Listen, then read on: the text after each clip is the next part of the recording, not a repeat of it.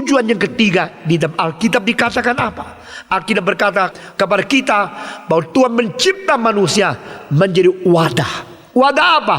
Wadah untuk menerima anugerah dari Tuhan. Saudara-saudara, wadah ini bisa menerima anugerah dari Tuhan seperti satu gelas. Gelas ini boleh mengisi air. Air ini boleh mengisi gelas yang kosong. Dari bawah makin naik ke atas, makin penuh. Sudah penuh sampai di atas. Bagaimana? Dia bisa luber, dia bisa penuh dan bisa bagi ke orang lain. Nah, ini adalah tujuan ketiga. Manusia berbeda dengan semua makhluk, karena makhluk tidak mungkin diisi apa-apa lagi ke dalam otaknya. Makhluk tidak bisa diisi apa-apa lagi ke dalam hatinya. Mereka hanya mempunyai data bank yang demikian kecil, hanya menyangkut hal-hal bersangkut paut dengan insting daya dasar. Dia hidup, dia perlu makan, dia perlu seks. Inilah dua hal, dua impuls yang mendorong binatang-binatang itu hidup terus. Saudara-saudara, mereka hidup untuk apa? Cari makan. Cari makan untuk apa? Untuk hidup. Hidup untuk apa? Untuk cari makan. Cari makan apa? Untuk hidup. Hidup untuk apa? Untuk cari makan lagi. Itulah dorongannya, itulah putarannya. Terus putar di situ. Saudara-saudara, engkau juga demikiankah? Engkau hidup untuk apa? Cari makan. Makan untuk apa? Supaya hidup. Hidup untuk apa? Boleh cari makan. Makan untuk apa? Cari hidup lagi. Kalau engkau demikian, engkau tidak berbeda dengan binatang. Saudara-saudara, seorang filosof 2380 tahun yang lalu di Tiongkok mengatakan, Xingye, food and sex are both the most basic impulse of the life.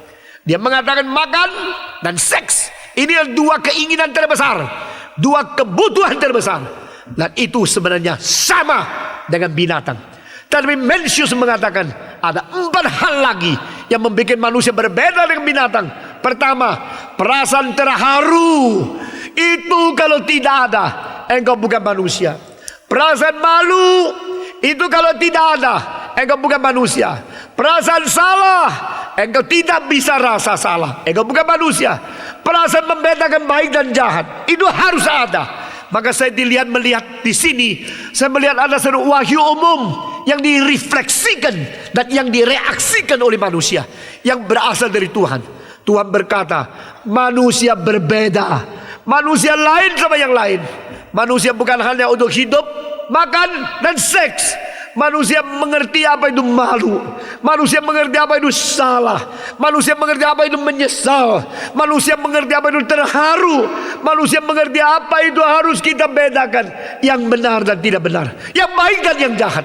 Saudara-saudara, berarti aspek rohani kita dicipta oleh Tuhan. Dan Alkitab berkata kita dicipta untuk datang kembali kepada Tuhan dan berkata, isilah aku, oh Tuhan, isilah aku.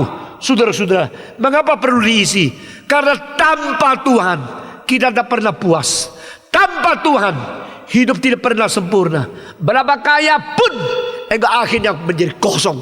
Berapa nikmat pun akhirnya engkau menjadi bosan. Berapa mulia pun akhirnya akan menjadi layu. Berapa panjang umurnya akhirnya engkau akan mati. Saudara-saudara, dunia ini bukan selama-lamanya. Dunia ini bukan sepuas-puasnya. Dunia ini hanya sementara saja. Itu sebab kembalilah kepada Tuhan. Datang kepada Dia dan berkata, Tuhan, isilah aku. Lalu engkau tanya, Tuhan isi apa? Tuhan akan isi dengan 2 hal. Pertama, anugerah. Kedua, kebenaran. Semua 1, 2, 3. Pertama, anugerah. Kedua, kebenaran. Nah, anugerah tanpa kebenaran itu adalah orang yang tidak mungkin berbijaksana. Dan kebenaran tanpa anugerah itu adalah berkognitif tapi tidak mempunyai pengalaman menikmati Tuhan. Saudara-saudara, itu sebab pada waktu Yesus Kristus datang ke dalam dunia, maka Yohanes pasal pertama mengatakan, firman sudah menjadi daging dan hidup di tengah-tengah kami, penuh dengan anugerah dan kebenaran. Nah saudara-saudara, dengan demikian Tuhan menurunkan kedua hal ini untuk mengisi hidup manusia, mengisi hidup kita dengan anugerah, mengisi hidup kita dengan kebenaran.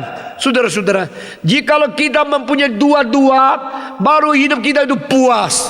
Kalau kita hanya mempunyai satu, kita menjadi orang yang pincang.